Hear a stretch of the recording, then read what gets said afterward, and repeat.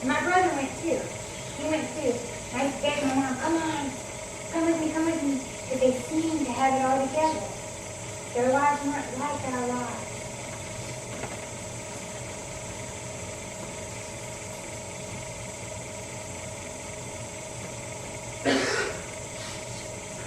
I went to this Lauderdale Home for Women, that's what it was called. And when I went there,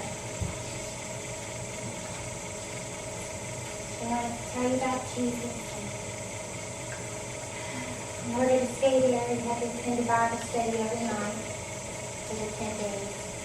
And they give you an opportunity to enter into a discipleship program if they felt like you were genuine, earnest. If you really wanted to walk a walk of repentance, to live a life for Him, and I wasn't down with that. No thanks. They're going to help me get free. So this was, I'm going to get cleaned up. I'm going to stay here for a few days, get stuff out of my system, go somewhere else, find somewhere else. That was my plan. And I did. I stayed there for 10 days. And I went to Bible study, and I went to their church on that Sunday. And I was dead. All I felt was emotional pain. I was angry. I didn't have any respect for men. I didn't have respect for myself.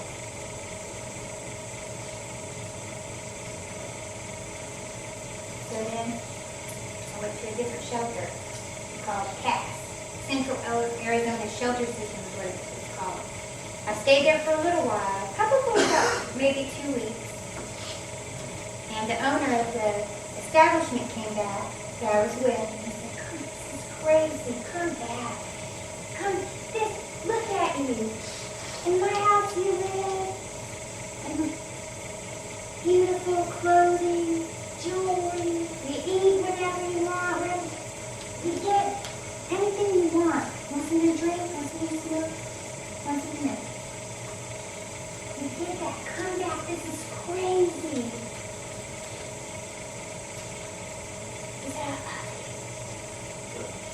love you, and I want you to be okay, come back."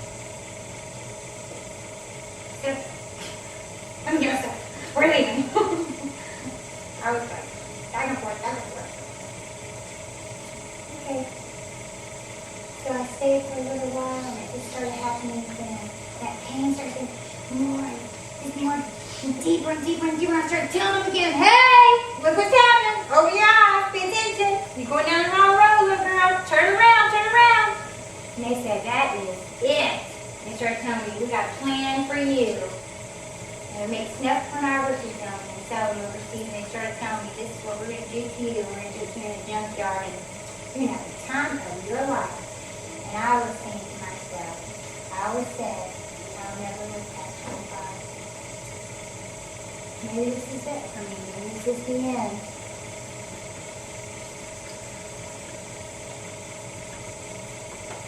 And at the last few minutes, I mean, it was so crazy, they were telling me what their plan was. And I was like, it's really ridiculous. Really ridiculous. Powerless to be different. And I knew it. The last minute I said, I don't want to die. I don't want to die. I don't want to die like this. I grabbed a pound of marijuana, stuffed it in my pocket, and ran to the Circle K and said, "Call 911. My plan was to get arrested." So I would be safe.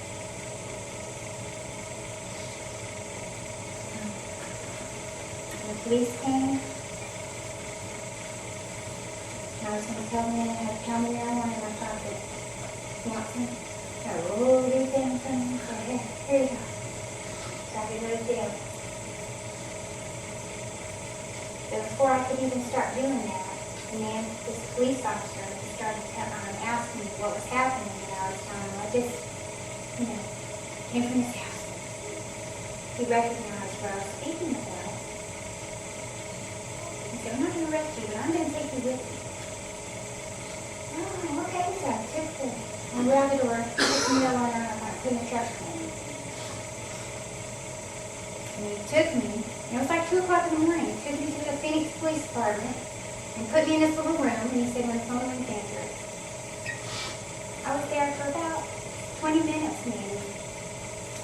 phone rang, so I picked it up. And it was this man's name was Cisco.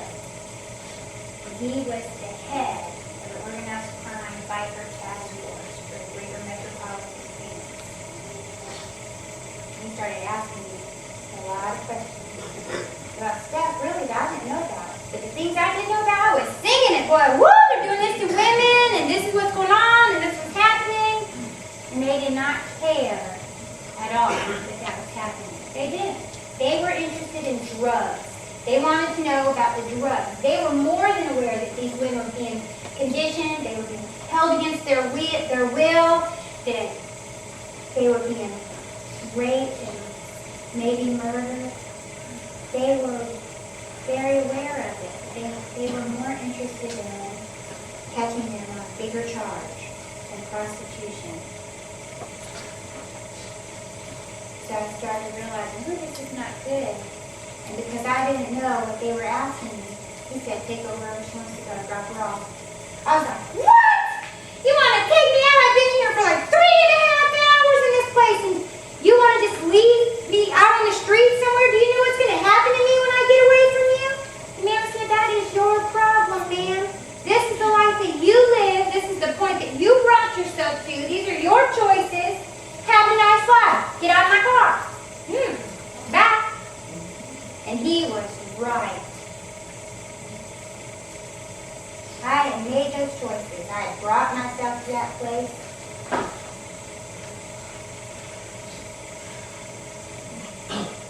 I said, no, don't leave me here. Don't leave me here.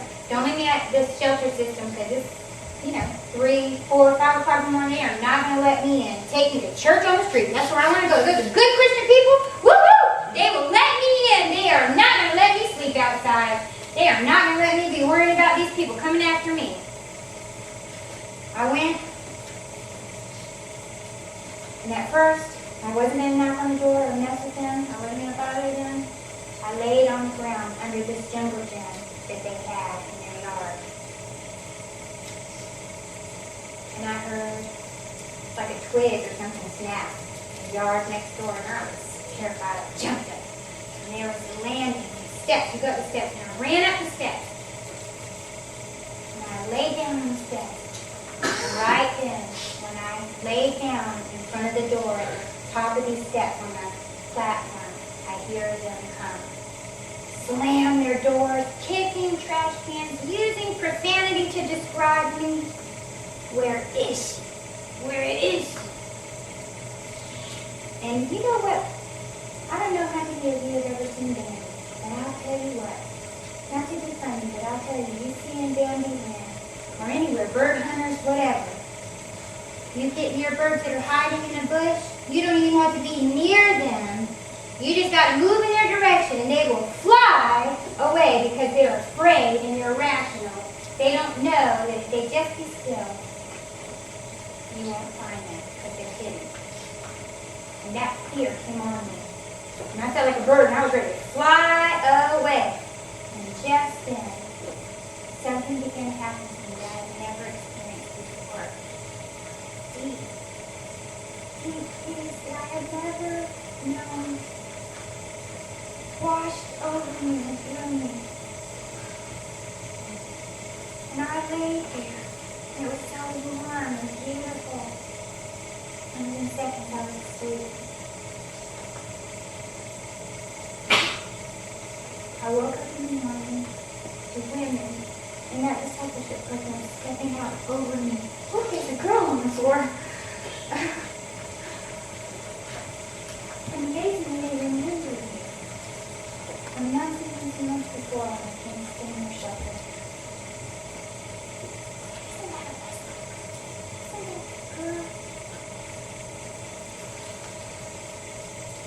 This time, I weighed about 82 pounds. That's amazing. I was strung out, hurting. And I was amazed at the miracle that just happened to me. And I told them everything that happened. And so, you gotta come in here. Come in here. They didn't even make me stay in the shelter. They brought me right into the discipleship program, which was unbelievable. And I was so thankful. oh gosh, I said, a little bit of time went by. I was saying to myself, ooh, I'm getting better. Gaining some weight. Looking good, but they're not going to brainwash me. And they're not going to fill my head with this crazy Jesus stuff. They're freaks. That's what they are. I ended up staying there for 9 months. And I just want to tell you, right now, 3 distinct times, 4 distinct times that I know that God is shaping my view of Him and influencing my life for the direction He planned to take me.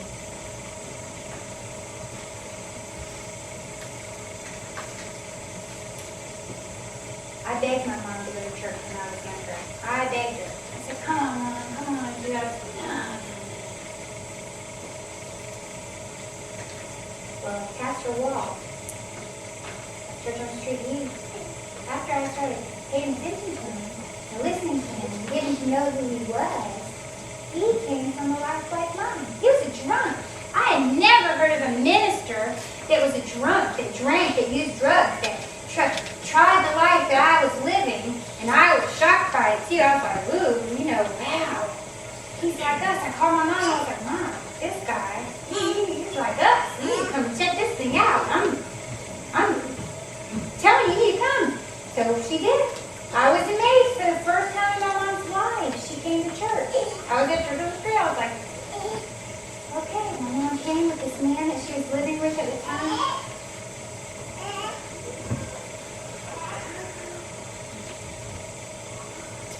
And the next Sunday she came. And the next Sunday she came. And the next Sunday she came. And the next Sunday, something miraculous happened in my life and in my mom's life. I was standing on the second row. The women were on one side and the men were on the other side. And we were worshiping, and anybody that could bust in from the inner city, prostitutes, homeless people, whatever, whoever, come on if you want to worship Jesus. And we were all worshiping Jesus, and it was Saturday night. And I saw some smoke rolling in the door. I was like, what in the world? I looked behind, in the door behind me, smoke. It was just barreling in. This fog was just rolling and rolling and rolling and started rolling. I was like, standing on to the girl beside me. Do you see that stuff coming in the door? Something outside is on fire. She said, stop playing with all of you, girl. Knock it off. You know that. People were in church. You don't need to do that right now. Let's quit.